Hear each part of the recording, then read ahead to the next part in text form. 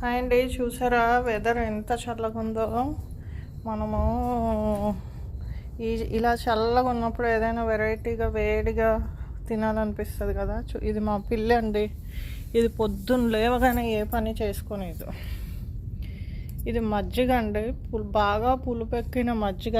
చల్ల పునుకులు వేసుకుందామండి. ఒక కప్పు చల్ల మజ్జిగకు 1.5 కప్పు రైస్ ఫ్లోర్ అండి.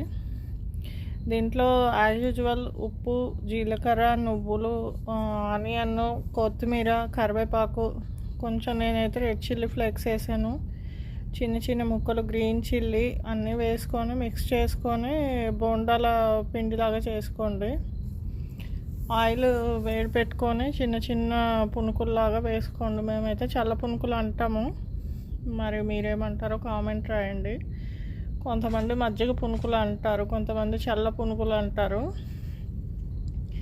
ఈ విధంగా వేసుకోవాలండి. దీనిపైన నేను ఇడ్లీ కారపొడి స్ప్రింకిల్ చేశానండి, చాలా బాగుంటుందండి టేస్ట్. కొంచెం పెద్దగా వేసాను, దీనికి రెడ్ చిల్లీ ఉల్లికారం అండి, నెల్లూరు ఉల్లికారం అంటారు కదా అది. కొన్ని పెద్దగా వేసాను, కొన్ని చిన్నగా. మా పెద్ద పాపకి కొంచెం చిన్న బాల్స్ లాగా కావాలి దానికి.